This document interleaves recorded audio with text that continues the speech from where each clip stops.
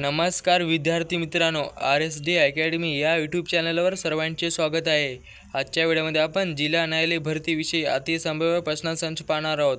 तर व्हिडिओ सर्वांनी शेवटपर्यंत पाहायचा आहे। व्हिडिओ आवडल्यास व्हिडिओला लाईक आणि चॅनलला सबस्क्राईब करायचं आहे।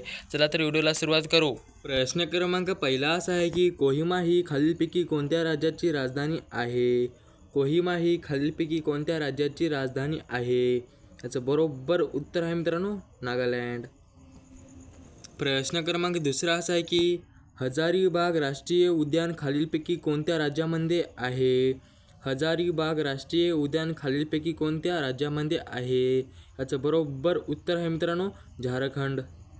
प्रश्न क्रमांक तिसरा असा आहे की मी भोजन केले होते हे वाक्य कोणत्या काळाचे वाक्य आहे? मी भोजन केले होते हे वाक्य कोणत्या काळाचे वाक्य आहे? याचं बरोबर उत्तर आहे मित्रांनो पूर्ण भूतकाळ। प्रश्न क्रमांक पाचवा असा आहे की रामकृष्ण मिशनची स्थापना कोणी केली? रामकृष्ण मिशनची स्थापना कोणी केली? याचं बरोबर उत्तर आहे मित्रांनो स्वामी विवेकानंद।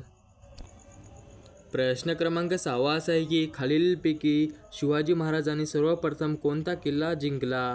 खालीलपैकी शिवाजी महाराजांनी सर्वप्रथम कोणता किल्ला जिंकला? याचं बरोबर उत्तर आहे मित्रांनो तोरणा। प्रश्न क्रमांक सातवा असा आहे की टिंबटिंब हे सामाजिक क्रांतीचे जनक होते। टिंबटिंब हे सामाजिक क्रांतीचे जनक होते। याचं बरोबर उत्तर आहे मित्रांनो महात्मा ज्योतिबा फुले। प्रश्न क्रमांक आठवा असा आहे की सातारा येथे बाल मनोहर मंदिर कोणी सुरू केले? सातारा येथे बाल मनोहर मंदिर कोणी सुरू केले? याचं बरोबर उत्तर आहे मित्रांनो महर्षी कर्वे। प्रश्न क्रमांक नववा असा आहे की महाराष्ट्रातील सर्वात पहिले अभयारण्य कोणते? महाराष्ट्रातील सर्वात पहिले अभयारण्य कोणते? याचं बरोबर उत्तर आहे मित्रांनो दाजीपूर। प्रश्न क्रमांक दहावा असा आहे की महाराष्ट्रातील सर्वात पहिले राष्ट्रीय उद्यान कोणते? महाराष्ट्रातील सर्वात पहिले राष्ट्रीय उद्यान कोणते? याचं बरोबर उत्तर आहे मित्रांनो ताडोबा। प्रश्न क्रमांक 11वा असा आहे की महाराष्ट्रातील सर्वात मोठा कत्तलखाना कोठे आहे?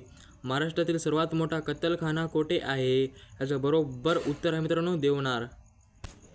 प्रश्न क्रमांक 12वा असा की केसरी व मराठा ही वृत्तपत्रे कोणाची होती? केसरी व मराठा ही वृत्तपत्रे कोणाची होती? याचं बरोबर उत्तर आहे मित्रांनो लोकमान्य टिळक। प्रश्न क्रमांक 13वा असा आहे की ई पंचायत सुरू करणारे पहिले राजे कोणते? ई पंचायत सुरू करणारे पहिले राजे कोणते? याचं बरोबर उत्तर आहे मित्रांनो महाराष्ट्र।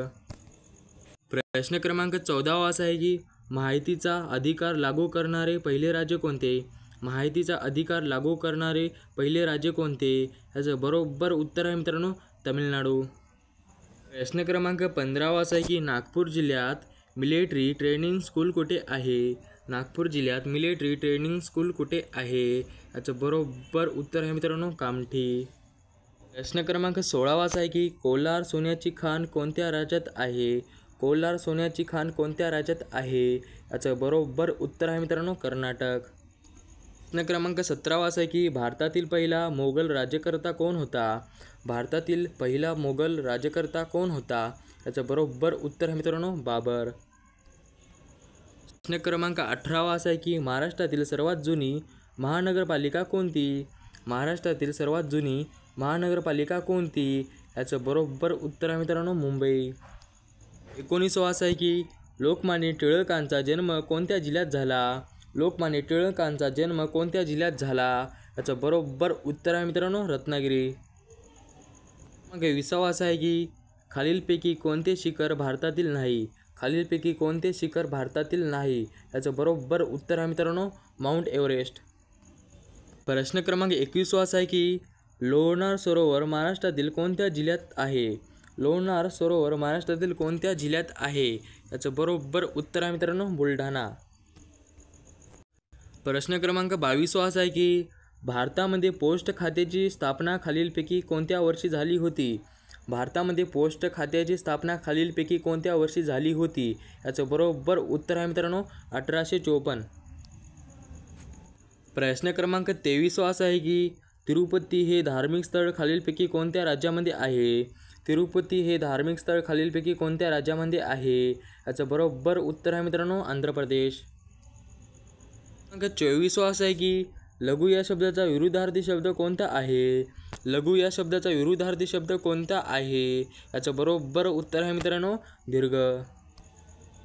प्रश्न क्रमांक 25 असा आहे की राष्ट्रीय विज्ञान दिन खालीलपैकी कोणत्या दिवशी साजरा केला जातो? राष्ट्रीय विज्ञान दिन खालीलपैकी कोणत्या दिवशी साजरा केला जातो? याचं बरोबर उत्तर आहे मित्रांनो 28 फेब्रुवारी. प्रश्न क्रमांक 26 असा आहे की मानवामध्ये गुणसूत्राची एकूण संख्या किती असते? मानवामध्ये गुणसूत्राची एकूण संख्या किती असते? याचं बरोबर उत्तर आहे मित्रांनो 46. प्रश्न क्रमांक 27 असा आहे की चंद्रपूर जिल्ह्यामध्ये कोणत्या ठिकाणी युद्ध साहित्य निर्मितीचा कारखाना आहे? चंद्रपूर जिल्ह्यामध्ये कोणत्या ठिकाणी युद्ध साहित्य निर्मितीचा कारखाना आहे? याचं बरोबर उत्तर आहे मित्रांनो भद्रावती.